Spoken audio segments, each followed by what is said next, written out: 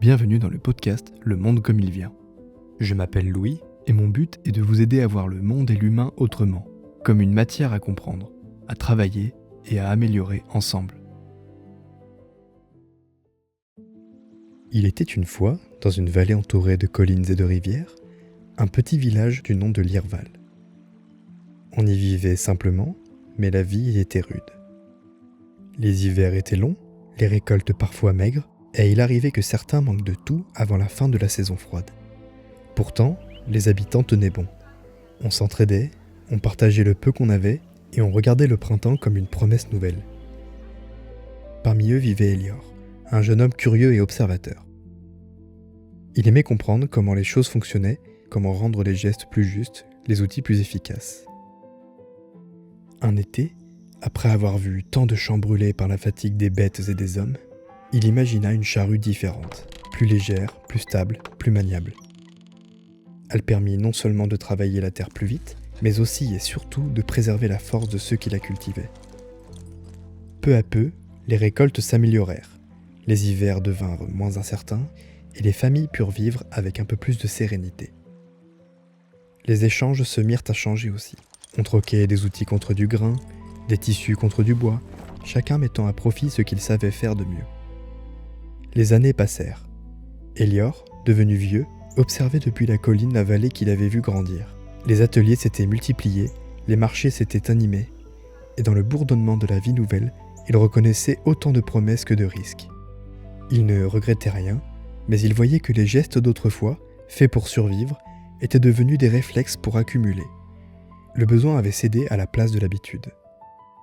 Un soir, un jeune apprenti lui demanda « Comment savoir si ce que l'on crée est juste ?» Elior répondit « Quand ce que tu fais rend la vie plus belle sans l'appauvrir, alors tu es à ta place. »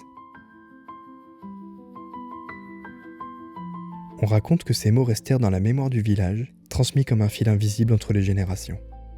Et longtemps après la mort d'Elior, les habitants de Lirval continuaient d'innover, d'échanger, de bâtir, en se répétant cette phrase devenue leur boussole. Les outils que nous créons ne valent que par la sagesse de ceux qui les utilisent. Depuis toujours, les hommes et les femmes cherchent à mieux vivre. Ils bâtissent, échangent, inventent. Ils ont cette force singulière de transformer ce qu'ils touchent, de tirer le meilleur du monde qui les entoure. C'est ce mouvement-là, cette envie d'aller plus loin, qui a initialement permis d'échapper à la misère, de repousser les limites, d'apporter du confort, du savoir et des possibilités nouvelles. Tout cela est une preuve de grandeur, celle de vouloir créer pour avancer. Mais parfois, à force de courir, on oublie pourquoi on s'était mis en marche. Ce n'est pas tant le progrès qui déraille que la mémoire de ce qu'il devait servir. Car produire, commercer, innover, ce n'est pas seulement chercher à gagner, c'est bâtir, relier, faire circuler la valeur du travail humain. C'est donner du sens à l'effort. Quand ce lien s'efface, tout devient mécanique et l'individu cesse d'être au centre de ce qu'il a créé. C'est là que tout repose sur nous. Aucun modèle, aucune société ne peut fonctionner sans la conscience de ceux qui la font vivre. Encourager ceux qui élèvent, refuser ceux qui abaissent, non pas par contrainte mais par exigence, voilà ce qui donne du sens. Le monde ne s'améliore pas par interdiction, mais par lucidité. Il ne s'agit pas de freiner la liberté de créer, mais de lui redonner sa direction. Celle du juste, du durable, du vrai. Car la liberté sans conscience s'épuise, mais la liberté guidée par la responsabilité fait grandir tout ce qu'elle touche. Ce mouvement d'échange et de création est ancré au plus profond de l'humain. Il n'est pas né d'une théorie ni d'un calcul, mais d'un instinct. L'instinct de donner, de recevoir, d'améliorer.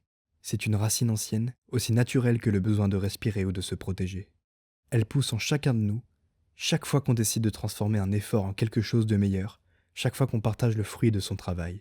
Le vrai progrès se mesure à la manière dont il rend les individus plus forts, plus autonomes, plus fiers de ce qu'ils accomplissent. Tant que l'effort sert la vie qu'il transforme, il reste juste. Mais quand il oublie ce qu'il sert, il se vide de sens. Voilà peut-être ce que l'histoire d'Elior nous rappelle. Le progrès n'est pas une menace tant qu'il reste guidé par ce qu'il est censé servir, la vie elle-même. Ce n'est pas en rejetant ce mouvement qu'on trouvera l'équilibre, mais en le réapprenant. Car encore une fois, cette dynamique d'échange, d'effort et de création n'a pas été inventée. Elle existe par essence. Elle fait partie de nous depuis toujours. Elle est le prolongement de ce que l'humain fait de mieux, transmettre, bâtir, progresser. Elle n'est pas condamnée à dévier. Elle peut redevenir une voie d'équilibre, d'honneur et d'espérance. à condition que nous l'utilisions avec conscience, courage et exigence. Nous avons, collectivement, la capacité de la rendre meilleure, de bâtir un monde qui ne s'oppose pas à l'humain, mais qui le prolonge. Cela ne se fera pas sans effort, sans exigence, sans travail, mais c'est à ce prix que le monde avance.